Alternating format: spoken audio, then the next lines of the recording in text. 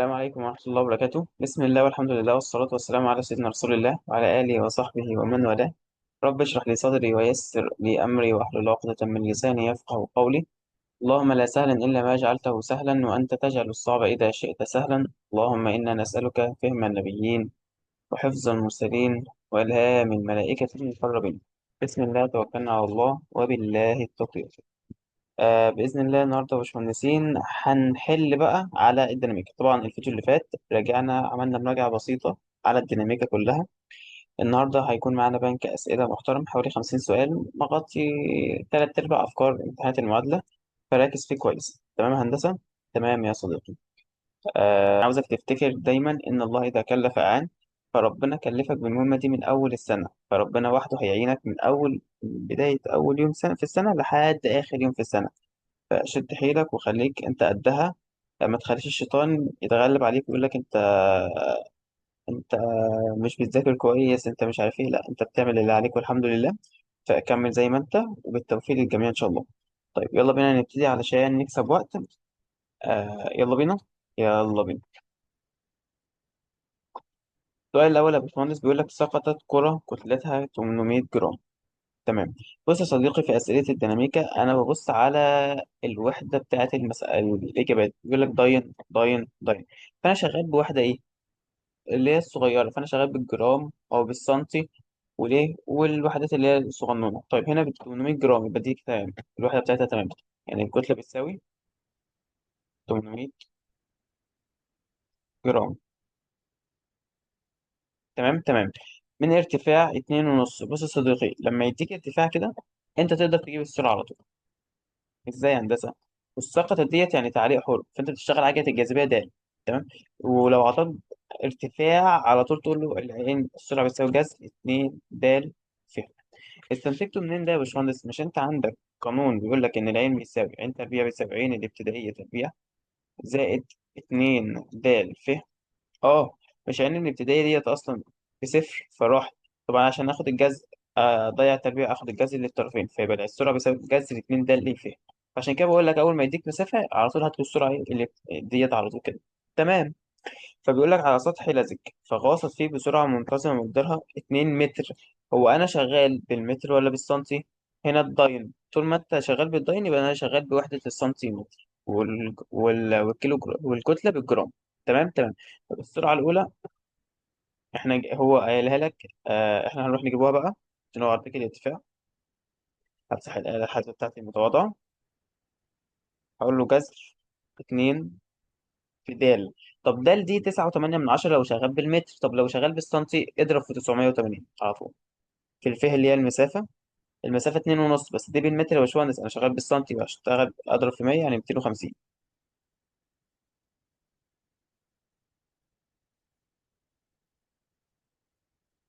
بيساوي كام؟ 700. يبقى السرعة بتساوي 700.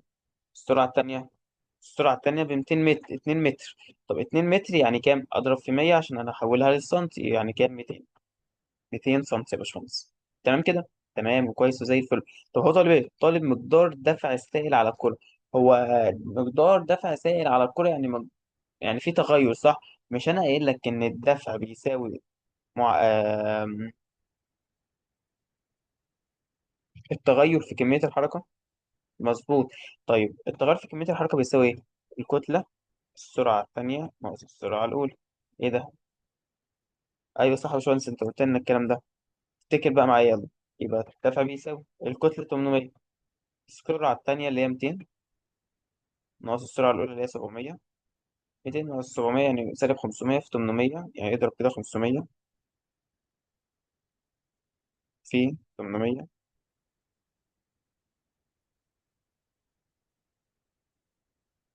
400,000. 400,000 إيه؟ طيب. تمام، فالإجابة تبقى بيها. بس كده؟ أه بس كده.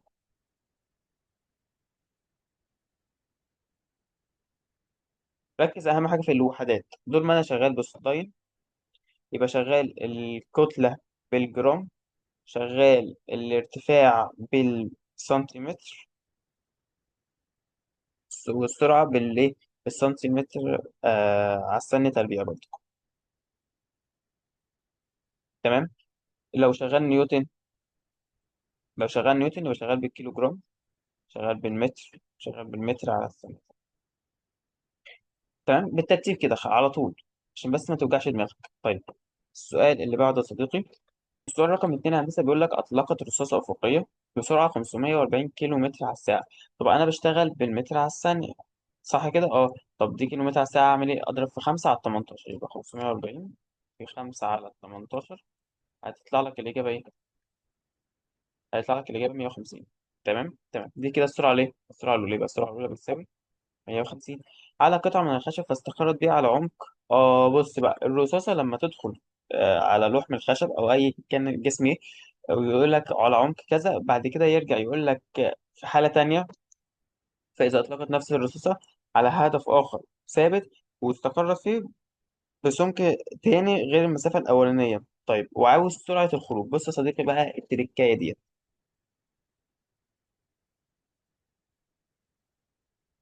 انت تقدر تشتغل بيها نيوتن وتقدر تشتغل بيها مبدأ شغل وطاقة، بس خطوات كتير بصراحة.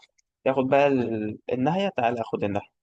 السرعة الأولى سالب، معلش، السرعة الأولى تربيع على السرعة الأولى، أو سرعة بقى الخروج، معلش، اللي هي السرعة التانية يعني، تربيع، تمام، ناقص السرعة الأولى تربيع. كل ده بيساوي المسافة الأولى فيها واحد على فيه كام؟ فيه اتنين. تعالى كده عوض معايا. السرعة الأولى اللي هي 150 بس بالسالب لكل تربيع، على السرعة التانية بكام؟ اللي هي معرفهاش، مجهول، ناقص السرعة الأولى اللي هي 150 إيه؟ تربيع. كل ده بيساوي المسافة الأولى اللي هي 2 من 10. يعني إيه 2 من 10 دي؟ بص بقى يا صديقي ركز هنا، 20 سنتي. أنا حولت على طول، لأن الإجابات بالمتر بالمتر، فأنا حولت أقسم على 100، 20 على 100 هتطلع لك كام؟ 2 من 10. نفس الكلام هنا 15 اللي هي كام؟ 15 من إيه؟ من 100. تمام تمام. فعلى المسافة التانية اللي هي 15 قلنا كام؟ تمام. لما تيجي تعمل بقى هندسة شيفت سولف على الآلة الحاسبة عادي،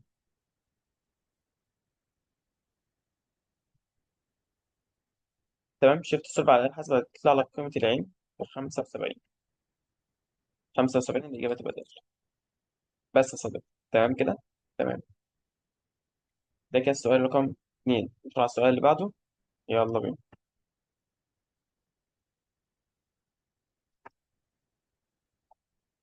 بيقول لك سيارة كتلتها 3 أطنان تتحرك تحت تأثير مقاومة تتناسب مع سرعتها. بص كده أبروز دي، ليه أبروزها؟ لأنك لو تفتكر في المراجعة قلت لك لما يقول لك كلمة مقاومة تتناسب مع كذا سرعة، مع سرعتها بقى، مع مربع السرعة، مع مكعب السرعة، على حسب. تمام. ساعتها تقول له إن المقاومة هنا مع سرعتها بس، يبقى المقاومة تتناسب مع السرعة كده. يبقى ميم واحد على ميم اتنين بيساوي السرعة الواحد على السرعة اتنين. تمام كده تمام. طيب ميم واحد اللي هي المقاومة، طب المقاومة بكام عندك؟ 8، أول مقاومة 8 ثقل كيلو جرام. بس خد بالك إن 8 ثقل كيلو جرام لكل طن، فأنت هتضرب التمانية دي في عدد الأطنان، يبقى 8 في 3 كام؟ 24 على المقاومة رقم 2. المقاومة رقم 2 هو قال لك قوة الجلب 120 بيساوي السرعة الأولى قال لك 36 كيلو متر على الساعة. هل هحول؟ لا مش هحول، ليه؟ لأن الإجابات أصلا كلها بالكيلومتر على الساعة. هتبقى 36 على السرعة المجهولة، وهتضرب ده في ده على إيه؟ على ده، أو شيفت سولف على طول. يبقى 36 في 120 على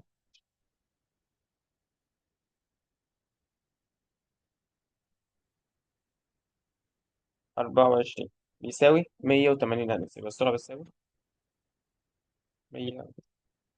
180. الإجابة تبقى إيه يا هندسة؟ الإجابة هتبقى تاني. يلا بينا نشرح السؤال اللي بعده. يقول لك يتحرك جسم في خط مستقيم من السكون بحيث كان القياس الجبري للسرعة بالنسبة للزمن كده.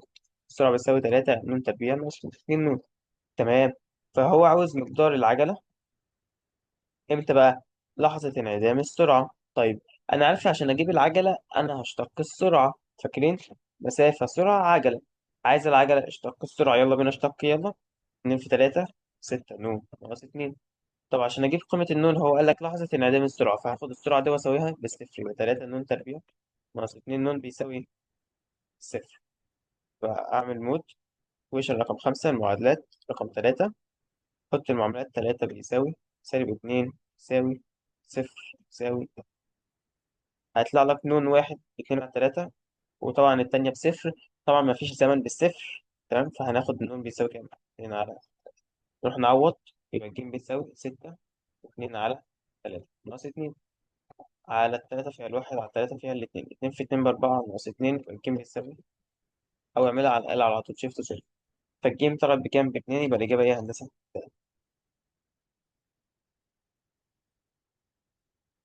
طب ندخل على السؤال اللي بعده. بيقول لك علقت كفتاه ميزان، كتلة كل منهما 210، يبقى في كده إيه؟ ميزانين، كتلة كل واحد منهم كام؟ 210. تمام. فبيقول لك في طرفي خيط يمر على بقرة مرساء اللي أنا رسمتها، وتدليتا رأسية. تمام، وضع في أحد الكفتين جسم كتلته 700 جرام، ووضع في الكفة الأخرى 840.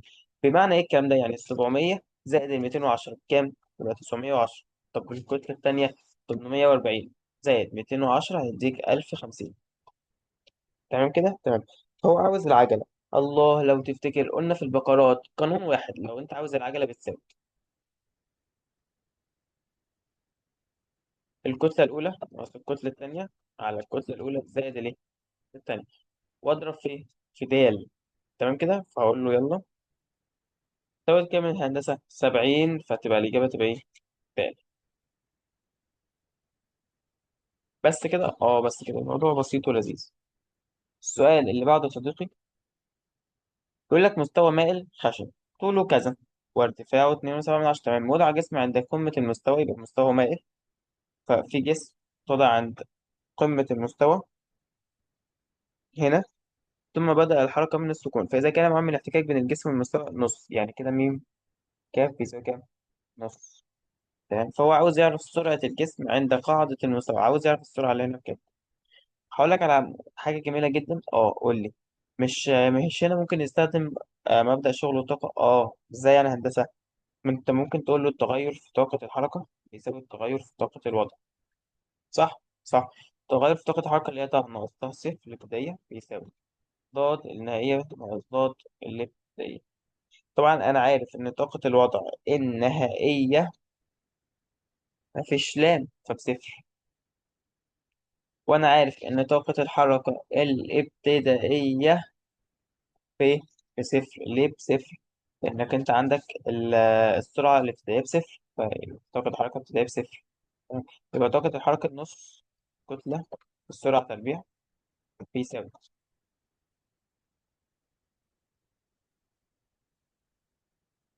طاقة الوضع كاف دال لام. تمام، فالكاف راحت مع كاف. لو أنا عاوز أجيب العين في طرف، يبقى دي هناك مضروبة الاتنين، وهات الجذر عشان تجيب السرعة، يبقى السرعة بتساوي جذر 2 دال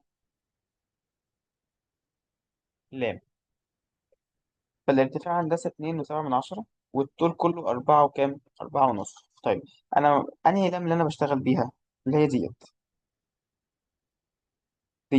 فيبقى السرعة بتساوي جذر 2 في الدال اللي هي 9.8، في اللام بقى اللي أنا هجيبها جذر التربيع، ده تربيع ناقص ده تربيع، أو الوتر تربيع ناقص تاني تاني تربيع، يبقى جذر 4.5 تربيع ناقص 2.7 كل تاني. أفتح الآلة الحاسبة بتاعتي، أقول له جذر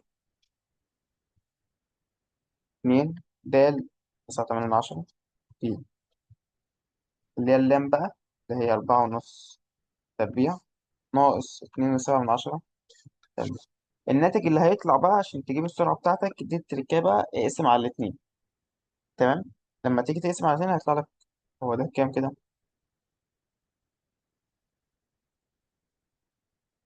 8.4. تمام، فهتاخد 8.4 ديت وتقسم على كام؟ تقسم على الاتنين هيطلع لك كام؟ 4.2، تبقى الإجابة تبقى. عايز تحلها بالنيوتن حلها، عايز تحلها باللي أنت عاوز تحلها، أو ينفع برضك مبدأ شغل وطاقة هي. تمام. تمام، ندخل على السؤال اللي بعده.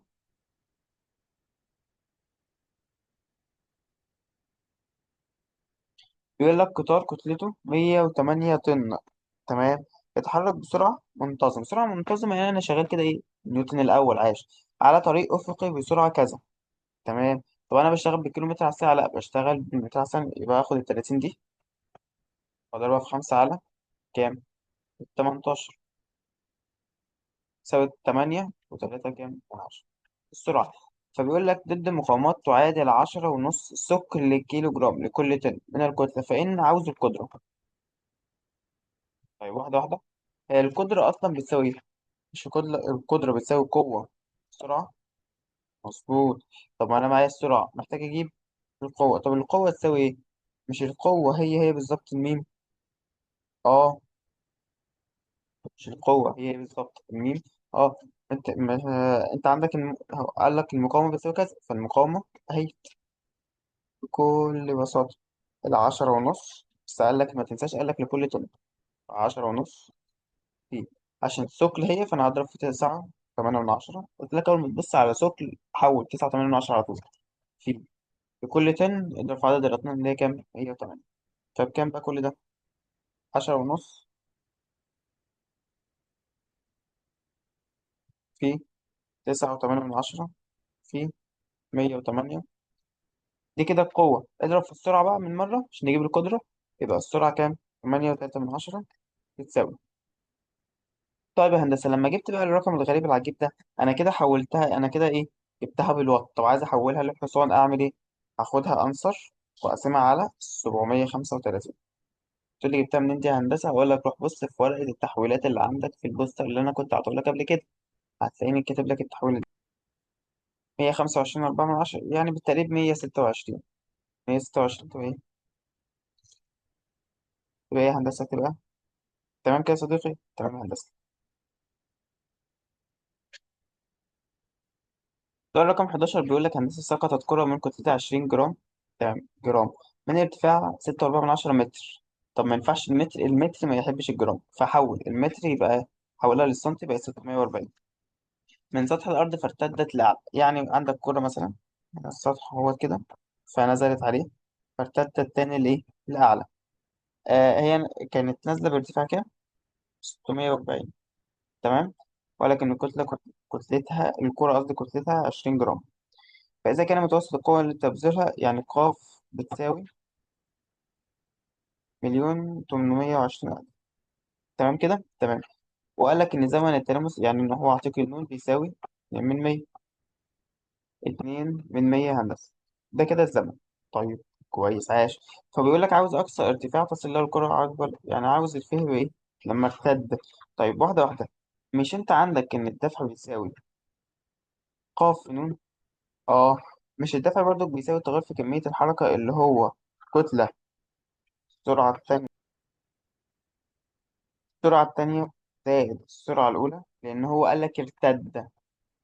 كلمة ارتد دي تحط الإشارة تبقى إيه؟ موجب. تمام ركز بقى يا هندسة. طيب السرعة الأولى دي تقدر تجيبها؟ مش هعطيك مسافة، مش هعطيك ارتفاع. أه. أنا قلت لك لسه في أول سؤال خالص، لما يديك مسافة على طول تقدر تروح تجيب السرعة صح؟ جذر 2 ده بس مش أي حاجة. قلت لك الارتفاع أول حاجة، فاهمني؟ الارتفاع الأول. فجذر 2 ده نفتح الآلة الحاسبة بتاعتنا. جذر 2 د. بس الدال هنا 980 بقى. الفه بكام؟ 640 يساوي 1120. 1120 يا صديقي. فالسرعة دي ب 1120. ومعاك القوة ومعاك القوة ومعاك الزمن، معاك الزمن، معاك الكتلة أهو. نقدر نجيب السرعة التانية اللي هي السرعة اللي هنا بقى. طب تعالى نعمل شيفت سولف. القوة بكام عندك؟ فكلك الكتلة بكام عندك؟ ب20 مضروبة في ال- السرعة التانية اللي أنا معرفهاش ألفا إكس زائد السرعة الأولانية اللي أنا جبتها ب1100 وكام؟ 1120 يا صديقي. بعد كده نعمل شيفت سولف على الآلة الحاسبة. تطلع لنا كام؟ 700. إيه 700 دي؟ السرعة التانية بتساوي كام يا هندسة؟ 700. طب بعد ما جبنا السرعة بقى يا هندسة، تقدر تجيب المسافة؟ أقدر أجيب المسافة بكل بساطة جدا. مش أنت عندك القانون التاني بتاع معادلة الحركة عين تربيع بتساوي عين الابتدائية تربيع زائد 2 د ف. مظبوط. طيب عين الابتدائية بكام؟ أنا عين النهائية ديت بصفر، فدي كده بصفر. عين الابتدائية اللي هي هتبتدي هنا، اللي أنا جايبها بكام؟ ب700 أصلا. شفت صفر على الآلة الحاسبة، أو أديها هناك بعكس الإشارة، أو براحتك بقى، يعني صفر ألفا كالك 700 تربيع. على فكرة دي ارتدت، فهتبقى دي بالسالب، معلش عشان إيه؟ طالعة لفوق، فتبقى بالسالب 2 د اللي هي 980 في الف اللي هي ألفا كالك شيفت سولف يساوي، طالما 250 يبقى الإجابة كام يا هندسة؟ 250. اه أنا معاك إن هي فيها لفة، بس زي ما قلت لك كده، إيه هي خطوات امشي عليها. مشي إيدك لوحدك عليها كده. تمام صديقي، تمام. يلا ندخل على السؤال اللي بعده. بيقول لك سقط جسم مطاطي من قمة برج، فبلغت كمية حركة قبل التصادم كذا. فدي كده إيه؟ كمية الحركة بس قبل التصادم. طاقة حركته كذا، فعاوز يعرف الكتلة. فاكر لما قلت لك لما يدخل كمية الحركة بطاقة الحركة تعمل ايه؟ اه، وكنت ساعتها قلت لك هتربع ال هتربع كمية الحركة على طاقة الحركة، وتفك كمية الحركة بتساوي ايه؟ نص كتلة في سرعة، صح؟ بقت الكتلة ايه؟ بقت الكتلة ايه يا هندسة؟ الكتلة تربيع في السرعة تربيع، وتحت طاقة الحركة بتساوي نص كتلة في السرعة تربيع. السرعة تربيع تروح مع السرعة تربيع، والتربيع ده هيروح مع الكاف ديت، مقام مقام يطلع بس، فهتبقى اتنين ايه؟ اتنين كاف. تمام كده، تمام. طيب مش تعال بقى نقسمهم على بعض، يلا بينا. تعالى افتح الآلة الحاسبة بتاعتي، هقول له تبقى فوق تربيع اللي هي كمية الحركة تربيع اللي هي 1092، متنساش تربيع على 10,1014. بس متنساش إن دي بالسكر، فهضرب فيه 9 وكام؟ و8 من 10. بعد كده ألفا كالك 2 في الكتلة شيفت سولف يساوي، طلع لنا كام؟ 60 يا هندسة. 60 تبقى الإجابة دي. بس استعود مباشر. فهمت الفكرة، حليت بسرعة جدا. بيقول لك سيارة قدرة محركها ثابتة. يعني إيه قدرة محركها ثابتة؟ يعني كده نيوتن الأول، تمام. بيقول لك أقصى سرعة لها عندما تصعد منحدر 54 كيلومتر على الساعة. حول على طول. طب بص، هو جايبها في الاختيار كيلومتر على الساعة، يبقى بلاش إيه؟ بلاش نحول أحسن. تمام، تمام. يبقى دي كده إيه؟ دي كده السرعة الأولى تساوي 54. أقصى سرعة لها عند هبوط على نفس المنحدر 108، يبقى دي السرعة التانية بتساوي 108 كيلومتر على الساعة. تمام.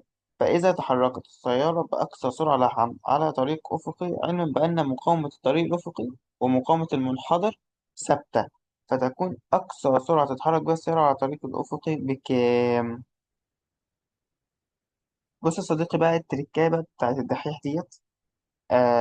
لو هو عاوز مقاومة المنحدر، ساعتها تقول له السرعة الأولى السرعة التانية على السرعة الأولى زائد السرعة التانية. تمام. والناتج اللي هيطلع لك من هنا اضربه في 2. ازاي؟ تعالى كده نجربها. السرعة الأولى 54 في 108 على 154 زائد 100، كل ده اضربه في كام؟ في 2. 72 تبقى الإجابة إيه؟ إيه ده؟ ببساطة كده هندسة؟ للأسف أه. تمام. طبعا ديت يعني استنتاج بسيط جدا. بس ده إمتى؟ ده إمتى؟ ده في نيوتن الأول يجيب لك سرعات. تمام. هنا مصعد، بيقول لك مصعد كهربي يتحرك رأسيا ليه؟ لأعلى بعجلة تقصيرية منتظمة. تمام. ثبت في سقف المصعد ميزان زنبركي يحمل جسم كتلته كام؟ 35 كيلو جرام. فإذا كان الوزن الظاهر الذي بينه بينه بيبينه الميزان يعني 30 ثقل كيلو جرام، فهو عاوز يعرف مقدار العجلة هنا بكام. طيب واحدة واحدة، تعالى كده ارسم لك الايه، المسعى دوت. تمام، المسعى دوت طبعا في كتلة هنا تأثر لتحت كاف د، فوق الشد، صح كده؟ صح. وقال لك إن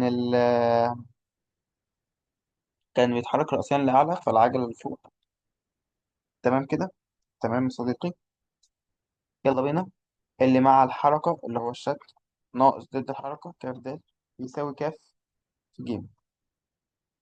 طيب أنا دلوقتي وادي دي هناك بعكس الإشارة، أنا عاوز الجيم. اه هو عاوز الجيم. طيب الشد بكام؟ الشد هو قال لك إن هو بيحمل جسم كتلته 35 كيلو جرام، فهو ده إيه كده إيه؟ ده كده الشد. لا مش ده الشد، ركز بقى معايا. هو قال لك فإذا كان الوزن الظاهري للجسم الذي يبينه الميزان 30 سفلي كيلو جرام، ده كده إيه؟ ده كده عندنا ليه؟ الشد، فالشد 30، وعشان هو قال سكر يبقى يضرب في كام؟ في عدة الجاذبية 9.8 من عشرة، ناقص الكتلة عندك 35 كيلو جرام. تمام. في الدال ديت اللي هي إيه؟ اللي هي 9.8 من عشرة. تمام كويس. بيساوي كاف في جيم. الكاف اللي هي عندك، كاف اللي هي 35 في الجيم العجلة هي هتبقى جيم عادي، هتبقى شيفت سولف على الآلة الحاسبة. أفتح بقى الآلة الحاسبة الهندسة بتاعتي، هقول له 30 مضروبة في 9.8 ناقص 35، بس متنساش هضرب في كام؟ 9.8. ألفا كالك 35 في الجيم.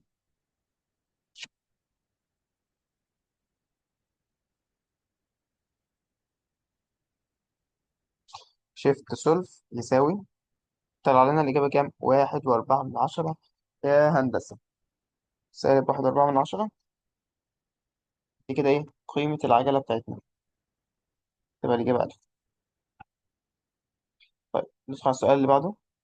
يقول لك سقط جسم كتلته 2 كيلو جرام من ارتفاع كذا. قلت لك أول ما يقول كلمة سقط ويجيب لك ارتفاع، تقدر تروح تجيب السرعة ازاي؟ جذر 2 ده الف. صح كده؟ صح. طيب نحو أرض رملية فغاص فيها مسافة. تمام. فهو عاوز يعرف قيمة مقاومة الرمل لحركة الجسم كام. طيب مقاومة الرمل دي ساعتها هتساوي كام؟ أولا تاخد بالك هندسة إن هو لما غاص في الرملة ديت بقى في عجلة. تمام كده؟ تمام. طب العجلة دي أجيبها إزاي؟ ساعتها تقول له بقى تستخدم قوانين معادلات الحركة اللي إحنا قلنا عليها. هستخدم أنا القانون التاني لأن هو عاطيني مسافة. السرعة تربيع بتساوي عين الابتدائية تربيع. طب هي غاصت زائد 2 جيم ف. صح كده؟ صح. طيب السرعة النهائية لما غاصت للآخر خالص، مثلا هنعتبر ده وهي الكرة نزلت كده، أو الجسم يعني نزل وسقط كده، فالسرعة النهائية دي كام؟ بصفر. طب السرعة الابتدائية هي السرعة النهائية اللي عند الأولاني اللي هي السرعة دي. تمام. فالسرعة الابتدائية اللي احنا هنروح نعوض مكانها جذر 2 د الف بكام؟ 10 يساوي 14. يبقى 14 تربيع زائد 2 في الجيم معرفهاش، في المسافة 5 سنتي. طب أنا شغال بالمتر أعمل إيه؟ خلاص اضرب اقسم على 100، فلما تقسم على 100 تبقى 5 إيه من 10. تبقى صفر ألفا كالك 14 تربيع زائد 2 في الجيم في اللي هي المسافة. مش لما تقسم 5 على 100 تبقى 5 من 100 بس، تساوي شيفت سولف يساوي سالب 1960. دي كده الإيه؟ العجلة 1900. دي كده قيمة الإيه يا هندسة؟ قيمة العجلة. طب هو محتاج إيه؟ المقاومة. هقول له ساعتها اللي مع الحركة عشان هي نازلة لتحت، نازلة لتحت على فكرة، فاللي تحت إيه؟ كاف د ناقص عكس الحركة اللي هي المقاومة بيساوي كاف في ج. أنا عاوز المقاومة، خلاص تروح هناك بعكس الإشارة، يبقى مين بتساوي كاف ج، أو اعملها شيفت سولف عادي. آم... كاف ج، كاف د بقى ولا إيه؟ عشان سالب مين دي هتطلع بره. كاف د ناقص كاف إيه؟ كاف ج. خد الكاف عامل مشترك فلما تاخد الكاف عامل مشترك هيتفضل لك تال ناقص ايه؟ ناقص الكاف. صح كده؟ مظبوط. بعد كده نعمل ايه؟ على الآلة الحاسبة يا باشا. امسك الآلة الحاسبة بتاعتي. المقاومة الكتلة. الكتلة بكام عندك؟ ب2 كيلو جرام. ب2. يلا دال اللي هي كام؟ 9.8 ناقص الجيم اللي أنا طلعتها بسالب الرقم الغريب العجيب ده، -1960. تمام كده، كل ده بيساوي. هاخد بقى الرقم ده، أنا بص عاوزها بالسكر. السكر. السكر. يبقى أنا هعمل إيه؟ هقسم. هاخدها كده وأقسمها على كام؟ على 9.8.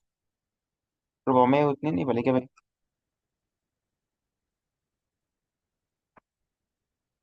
وقف الفيديو، حلها لوحدك وكمل الفيديو يا باشمهندس، يلا بينا. بيقول لك في السؤال رقم 16 ألف وب نقطتين على خط مستقيم، تمام.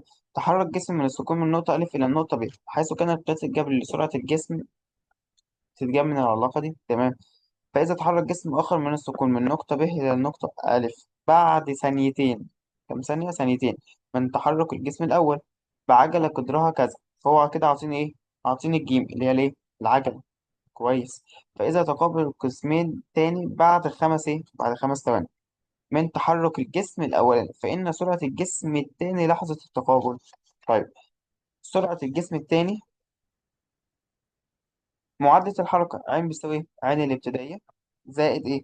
جيم حاجة الجاذبية في النون. ده كان أول إيه؟ كان أول قانون. عين الابتدائية دي بصفر خلاص.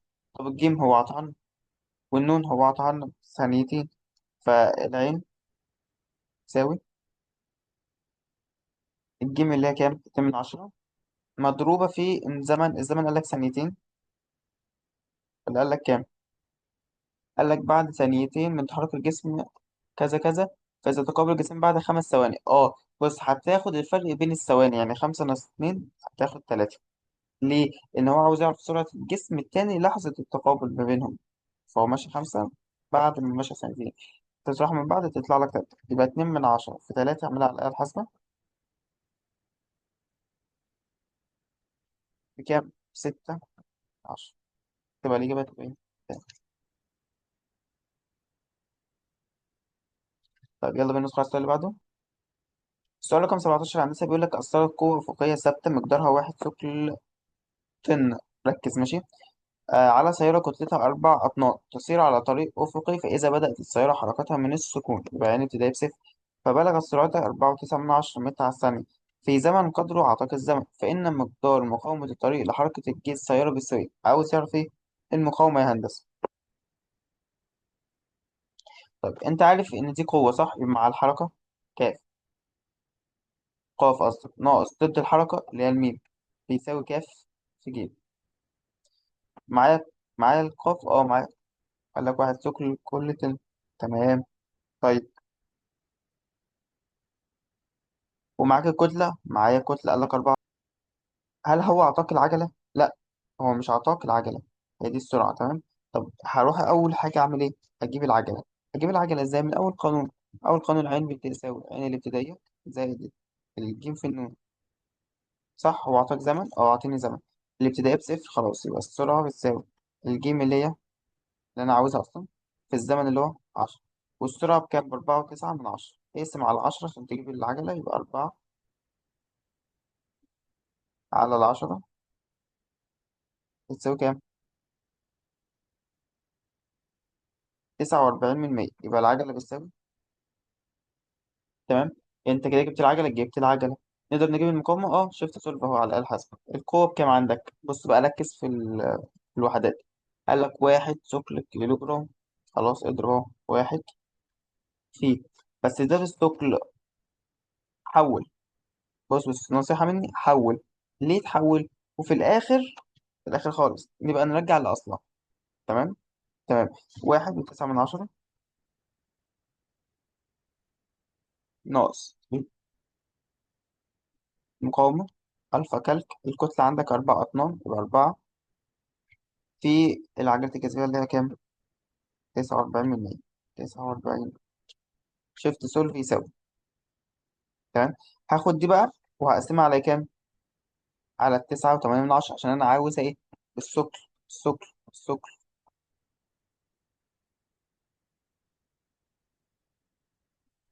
8/10 تبقى الإجابة إيه؟ بس. بس كده، بس كده.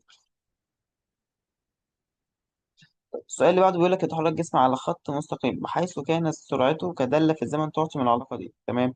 إذا كان موضع الجسم جاب لنا هنا الموضع س بيساوي 1 عند ن بيساوي 0، فيكون موضع الجسم بعد الثانيتين من بدء الحركة بالزاوية. أولا أنت عارف إن الموضع هو تكامل السرعة، صح كده؟ تكامل السرعة اللي هي تكامل الدالة اللي هو عطاها لنا 3 ن تربيع ناقص 2. سؤال فيه فكرة، فركز معايا يا صديقي. طيب، تعال نكمل. هنكمل عادي. تكامل السرعة قلنا موضع يساوي تكامل. يلا زود واحد على الأس واقسم على الأس الجديد، زود واحد يبقى تلاتة، اقسم على تلاتة يبقى كام؟ نون تكعيب. نفس الكلام هنا، زود واحد على الأس واقسم على الأس الجديد تبقى نون إيه؟ نون تربيع على طول. تمام. تمام. وإياك تنسى الثابت ده أهم حاجة. قال لك عند النون بيساوي صفر هحط النون بكام؟ بصفر. فلما اتحطيت النون بصفر إذا السين طلعت بكام؟ الثابت قصدي. قال لك السين بواحد، السين مش هتحطها واحد يبقى الثابت بيساوي كام؟ واحد. طيب وبعدين يا صديقي تروح بقى تعوض عادي، عشان س بتساوي نون أس تلاتة ناقص نون تربيع زائد الثابت اللي هو واحد. دي العلاقة بتاعتنا احنا بعد ما كملناها يعني. تمام. قال لك بعد ثانيتين هتشيل كل الزمن وتحط اتنين، تعوض. 2 أس 3 ب8 ناقص 2 أس 2 ب4 زائد واحد. 8 أس 4 ب4 زائد واحد بكام؟ ب5 يا صديقي، فالإجابة تبقى 5. السؤال اللي بعده هندسة بيقول لك عربة ترام. عربة ترام ساكنة شدت بحبل بيصنع مع شريط الترام زاوية قياسها كذا 60. تمام. فإذا كانت قوة الشد بتاعتك كويس شيء ثقل كيلو جرام، فتحركت العربة بعجلة 5 سنتيمتر. طب واحدة واحدة عشان أنا مش شغال بالسنتي، شغال بالمتر لأن أنا شغال بالجول. شغال بالمتر. يبقى حول 5 في 100 يبقى 500. تمام. ده بالثقل كيلو جرام فهضرب في 9.8. تمام. قال لك لمدة 30 ثانية فإن الشغل الذي تبذله قوة الشد كام؟ عاوز يعرف الشغل. طيب، هو مش الشغل بيساوي إيه؟ الشغل بيساوي قوة في مسافة. اه عاش. طيب، بس هنا قال لك يصنع زاوية قياسها 30، فقوة في مسافة المفروض في مقاسها الزاوية اللي 60. تمام. تمام. طيب، يبقى الشد بيساوي القوة بتاعتك بكام؟ القوة عندك 500 اهي، بس بالثقل يبقى اضرب في 9.8 مضروبة في المسافة. طب المسافة دي أجيبها إزاي؟ مش هو أعطاك الزمن؟ اه تقدر تجيبها من القانون التالت. مش المسافة عندك بتساوي نص عين ابتدائية في الزمن زائد نص جيم نون ايه؟ نون تربيع. مظبوط. عين الابتدائي دي بكام؟ صفر، فكل ده راح. صح كده صح. وقال لك إن الزمن ب30 يبقى 30 تربيع مضروبة في النص. افتح على الحاسبة اهي. نص تبقى نص في الزمن تربيع مضروبة في ايه يا هندسة؟ مضروبة في العجلة 5، فهقسم المفروض على 100 يبقى 5/100. المفروض مش 500 يا صديقي، 5/100. تمام كده؟ تمام. ده كده ايه قيمة الايه المسافة بتاعتنا طلعت كام؟ ب22.5. بس أنا كده ايه شغال بالمتر، شغال بالمتر. هتضرب ال500 في 9.8 في ال- المسافة اللي أنا طلعتها ب22.5 في جتا 60. كل ده بيساوي كام؟ 55,125. لا الإجابة بتبقى كام بيه؟ خطوات ثابتة وأنت بتمشي عليها يا صديقي. سؤال رقم 20 هندسة بيقول لك سقطت كرة من المطاط كتلتها نص كيلو جرام، فالكتلة بتساوي نص كيلو جرام من ارتفاع كذا. قلت لك لما يجيب لك ارتفاع تروح تجيب السرعة على طول، جذر اتنين د ف. تمام، على سطح الأرض أفقية ارتدت الأعلى، ارتدت. تمام، ارتدت يعني بالموجب إلى ارتفاع كذا، فأقدر أروح أجيب السرعة برضو، جذر اتنين د ف. تمام، بعد التصادم، فيكون التغير في كمية الحركة نتيجة التصادم. هو عاوز يعرف التغير في كمية الحركة، يبقى التغير في كمية الحركة بيساوي. يلا، مين يقدر يقول معايا؟ الكتلة، السرعة التانية، ناقص زائد بقى السرعة ليه؟ لأن هو قال لي ارتد. تمام، أفتح الآلة الحاسبة بتاعتي بكل بساطة جدا، وأقول له الكتلة بكام؟ بنص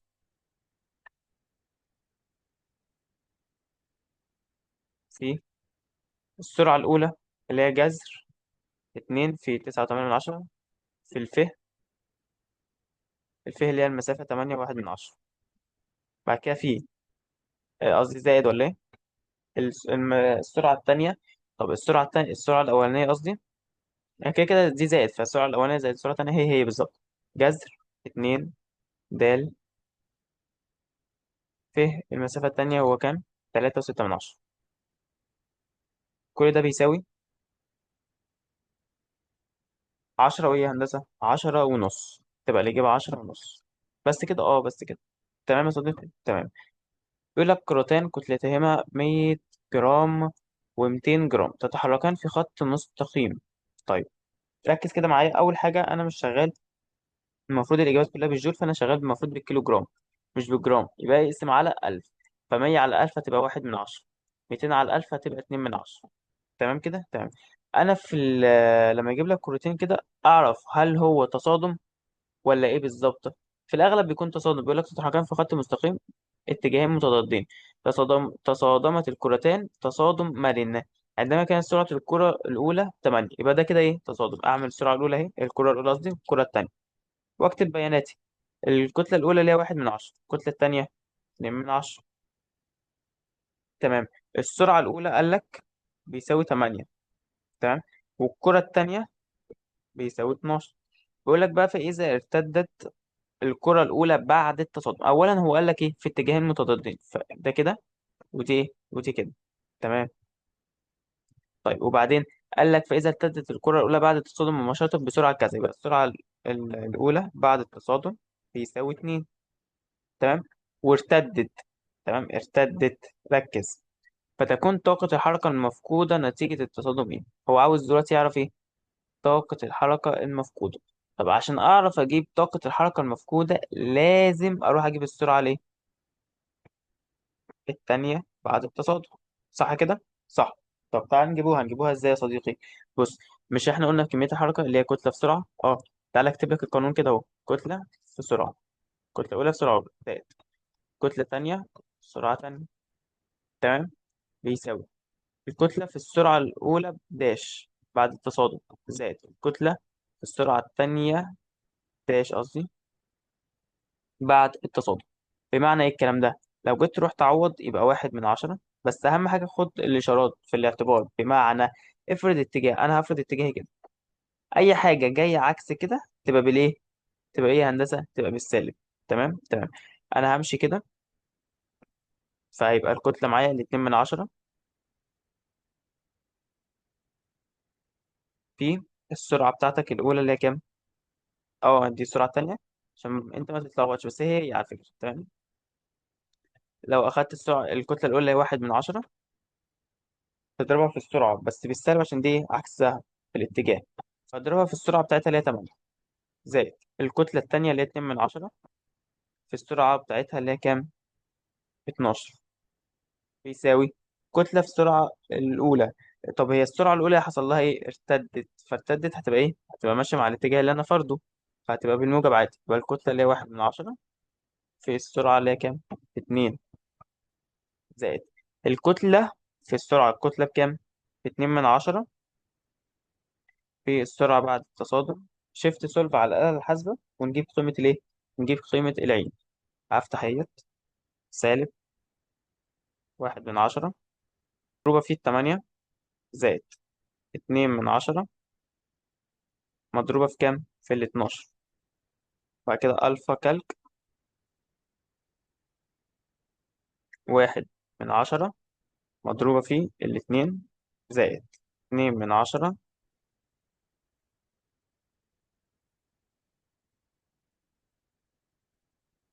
2 من 10 مضروبة في العين داش. شيفت سولف يساوي.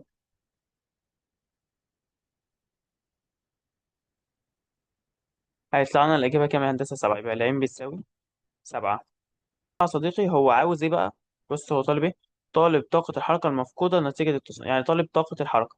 فهتروح تجيب له طاقة الحركة الأولى، طاقة الحركة التانية، طاقة الحركة التالتة، طاقة الحركة الرابعة، وشوف كل ده بيساوي كام، بعد كده تجمعهم.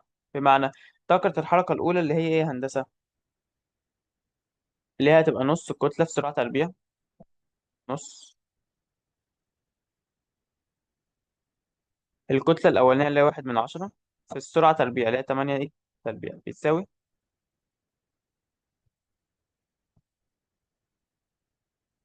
كام؟ 3.2 من 10. فدي كده إيه طاقة الحركة الأولى 3. تمام. أو بمعنى صح إن تحط نص هنا وتربع السرعة، تحط نص هنا وتربع السرعة، تحط نص هنا وتربع السرعة، تحط نص هنا وتربع السرعة، تعملها في خطوة واحدة يعني.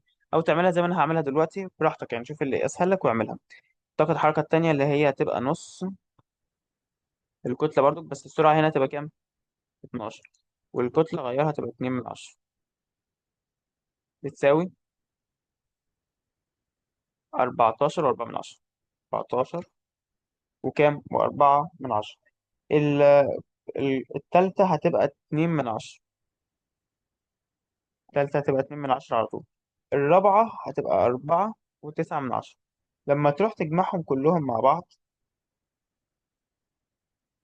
يبقى طاقة الحركة الأولى اللي هي 3 و2 من 10 زائد 14 4 من 10. ركز، طاقة الحركة الأولى وطاقة الحركة هي التانية، بس دي لما تدخل جوه بعكس الإشارة تبقى بإيه؟ بناقص، ودي تدخل جوه بعكس الإشارة تبقى ناقص. فهتبقى ناقص طاقة الحركة التانية، بعد كده 2 من 10، بعد كده ناقص 4 و9 من 10. كل ده بيساوي كام؟ 12 ونص صديقي. 12 ونص تبقى الإجابة إيه؟ تاني. وقف الفيديو لو لقيتها متكعبلة وعيدها تاني حلها بس. ندخل على السؤال اللي بعده. هندسة بيقول لك علقت كفتي ميزان كتلة كل منهما كذا وكذا. طيب ميزان يبقى إيه؟ ادي بكرات، ادي بكرة كتلة أولى، ادي كتلة ايه تانية. تمام تمام. طبعا الشد هيتشد لفوق كده، وهنا عندك كاف دال، وهنا طبعا عندك كاف دال بايه تأثروا لأسفل. تمام. بيقول لك علقت كفتي ميزان كتلة كل منهما 105 جرام في طرفي خيط خفيف يمر على بكرة ملساء وتدليتان رأسيا زي ما أنا عملت كده. وضع في أحد كفتي الميزان جسم كتلته كام؟ 350. ووضع في الكفة الأخرى جسم كتلته 410. ف 350 مع ال 105 بقت 400 وكام؟ 55. طيب وال420 مع ال105 بقت 525. صح كده؟ مظبوط. طيب فيكون الضغط على الكفة الأولى كام؟ عاوز يعرف الضغط على الكفة الأولى اللي هي ديت. طيب. طيب واحدة واحدة، واحدة واحدة. لو تفتكر هندسة في البقرات قلت لك أول حاجة تروح تجيبها العجلة. طب العجلة كنت بجيبها إزاي هندسة؟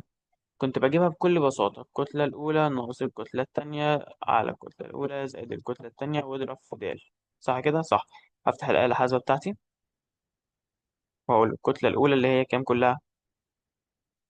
455 ناقص 525 على 455 زائد 525.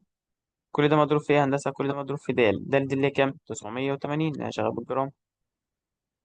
70. فالعجلة 70. طب انا كده جبت العجله صح اه. طيب هو عاوز الضغط على الكفه، تعالى كده اطلع الكفه دي كده لوحدها بره. الكفه دي عباره عن، طبعا انا في فوق ايه رد فعل اللي هو الضغط. تمام. وتحت كاف ايه كاف دال. مظبوط كده. مظبوط. والحركه طبعا اللي فوق كده. تمام اللي هو الشد. لو واخد بالك، لو واخد بالك ان الكتله ساعتها مش كتلة الميزان كله، لا، دي الكتلة بتاعة البقرة اللي هي كام؟ 350. فاللي مع الحركة اللي هو ر ناقص ضد الحركة اللي هو كاف د بيساوي كاف في ج. صح كده؟ صح. بس انهي كاف؟ كاف اللي هي 350. امسك الآلة الحاسبة بتاعتنا. اللي مع الحركة اللي هو ر اللي انا عاوز اصلا الضغط، ناقص ضد الحركة اللي هي 350 في د 980 بقى عشان انا شغال بلينا بالجرام. الفا كالك الجيم اللي انا مطلعها ب70 في هنا كاف جيم. كاف جيم. كاف جيم في الكاف اللي هي بكام؟ ب 350. شيفت سولف يساوي شيفت سولف يساوي كام؟ طلع لي الرقم ده. بص في الاختيارات هتلاقيه طلعه لك بالثقل، انا كام طلعها بالجرام؟ عشان احولها للثقل بقى اقسمها على كام؟ اخدها واقسمها على حاجة الجاذبية اللي هي 980 يساوي كام؟ 375 تبقى الإجابة. طب ليه عملت 980 ما عملتش 89 من 10؟ لأن أنا شغال بالجرام، والجرام بيحب السنتي، والسنتي اللي هو إيه؟ 980 والكلام دوت. تمام. لو بالمتر يبقى 9.8 من 10. السؤال اللي بعده يا صديقي بيقول لك دفع رجل سيارة ساكنة كتلتها كذا بقوة ثابتة فأصبحت سرعتها كذا خلال كام ثانية؟ 5 ثواني. بحيث كانت المقاومة كذا، فتكون القوة التي دفع بها الرجل السيارة بالثقل الكيلو جرام كام؟ أولا ركز كده معايا ديت. نيوتن التاني يعتبر في أول حالة خالص، اللي مع الحركة قاف ناقص ضد الحركة اللي هي تبقى إيه؟ المقاومة بيساوي إيه؟ كف ج. طيب انا مشكلتي كلها معايا المقاومه ومعايا الكتله ومعايا كل حاجه، معايا ده الجيم. هجيب الجيم دي ازاي؟ مش هو اعطاك ثواني الزمن واعطاك سرعه؟ اه. يبقى انا راح استخدم انهي قانون؟ القانون الاول بتاع معادله الحركه. السرعه بتساوي السرعه الابتدائيه زائد ج في نون. يلا السرعه الابتدائيه طبعا بصفر. الجيم عاوزها خلاص يقسم على النون. يبقى السرعه على النون اللي هي 45 سنتي. شغال بالسنتي؟ لا، انا شغال بالكيلو جرام، يبقى انا شغال بالمتر. اعمل ايه؟ خلاص اقسم على 45 على اللي هي 45 من 100 يعني. اقسمها على الزمن اللي هي 5. سويت لك كام؟ 9 من 100. دي كده ايه؟ دي كده الجيم اللي هي ليه؟ العجلة. هقول له ساعتها قاف اللي هي كام؟ ألفا إكس ناقص المقاومة عندك كام؟ إذا كانت المقاومة 50 سكر كيلو جرام، 50. بس السكر عشان هضرب في 9.8 من 10. ألفا كالك تاني ألفا إكس ناقص المقاومة اللي هي كام؟ 50. بس هضرب في 9.8 من 10.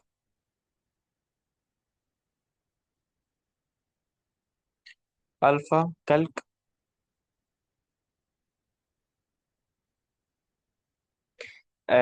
اللهم صل على محمد. الكاف اللي هي بكام؟ 900. قال لك 980 كيلو جرام. تمام. في الجيم اللي هي العجلة اللي أنا مطلعها اللي هي 9 كام؟ 9 من 100.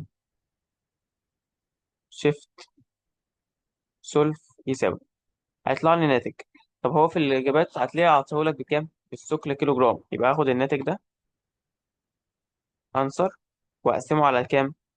9.8 من 10. تساوي كام؟ 59. يبقى الإجابة 59. تمام كده يا صديقي. تمام ندخل على السؤال اللي بعده. بيقول لك جسم يتحرك في خط مستقيم طبقا للعلاقة دي. فهو عاوز يعرف زمن انعدام السرعة، الزمن اللي لما ينعدم فيه السرعة. طيب مش دي مسافة؟ عشان اجيب السرعة اعمل ايه؟ اشتق في المسافة. يلا بينا نشتق. بس السرعة بتساوي 3 نون تربيع ناقص 2 في 3 ب6 نون. صح كده؟ صح. قال لك زمن انعدام السرعة يبقى تساوي السرعة بتساوي صفر. وهات قيمة الزمن. طب هات قيمة الزمن بكل بساطة جدا ايه؟ دي معادلة تربيعية في عمود كويشن رقم 3. حط المعاملات 3 بيساوي -6 يساوي صفر يساوي اكس واحد اللي هي ب2 و0. مفيش زمان طبعا بصفر، يبقى النون بكام؟ النون يا هندسة بكام؟ ب2. تمام كده يا صديقي. تمام. ندخل على السؤال رقم 25. آخر سؤال هنحله في الفيديو بتاع النهاردة بإذن الله. يقول لك تحرك رجل كتلته كذا صاعد طريق يميل على الأفق بزاوية جبهة كذا. تمام. فإذا قطع الرجل مسافة 120 متر فيكون التغير الحادث في طاقة الوضع إيه؟ عاوز يعرف التغير في طاقة الوضع. طيب، التغير في طاقة الوضع يساوي طاقة الوضع النهائية ناقص طاقة الوضع الإيه؟ الابتدائية. طيب، لو ركزت معايا في فيديو الشرح يا باشمهندس، قلت لك التغير في طاقة الوضع بيساوي سالب الشغل المبذول. فالتغير في طاقة الوضع بيساوي سالب الشغل المبذول. طب الشغل أصلا بيساوي إيه؟ الشغل بيساوي اللهم صل على محمد، قوة في مسافة. صح كده؟ مظبوط. طيب، القوة بإيه والمسافة بإيه؟ ركز بقى معايا. ده كده الجسم، تمام؟ القوة هيشده كده. طبعا الأشكال اللي عندنا اللي هي إيه؟ دي كاف دال جت أهي، وهنا كاف دال، هنا قصدي رد فعل معلش، وهنا كاف دال جا أهي. صح كده؟ مظبوط. مفيش مقاومة طبعا هنا، تمام؟ فالقوة على طول بتساوي إيه؟ كاف دال جا أهي. فالقوة ديت كاف دال جا أهي، خلاص عرفت أجيبها. تمام. طب المسافة، هل هي معاك؟ اه، المسافة معاك اللي هي كام؟ ب 120، قال لك المسافة 120. فالتغير في طاقة الوضع بيساوي القوة عندك اللي هي كام؟ كاف د جا، كاف بكام؟ 72 في د اللي هي كام؟ 9.8 من 10 في جا الزاوية. هو قال لك إن الزاوية أصلا جابها كام؟ الكلام ده كله اللي هي 0.16767. تمام بالتقريب يعني. طيب، وبعدين اللهم صل على محمد، في المسافة بقى. تمام. يلا، المسافة عندك ب 120، نعمل على الآلة الحاسبة. 72 في 9.8 في 0.1667 مضروبة في 120 بيساوي، سويت لي إيه الرقم الغريب العجيب ده؟ 1400، قصدي 14112. 14112 تبقى الإجابة إيه؟ 14112 تبقى الإجابة ده. كده الحمد لله يعتبر خلصنا 25 سؤال، 25 فكرة في مسائل الديناميكا. أشوفكم إن شاء الله في فيديو تاني. بإذن الله المرة الجاية هنبتدي نحل الامتحانات. الملف ده هيتبعت لحضرتك، هتحل الملف كله، هتلاقيه محلول بالحل النموذجي. حله لوحدك يا باشمهندس، ولو عندك واقف معاك أي سؤال هتبعت لي على الواتساب. تمام يا باشمهندس؟ تمام يا هندسة. هسيبك في رعاية الله. والسلام عليكم ورحمة الله وبركاته.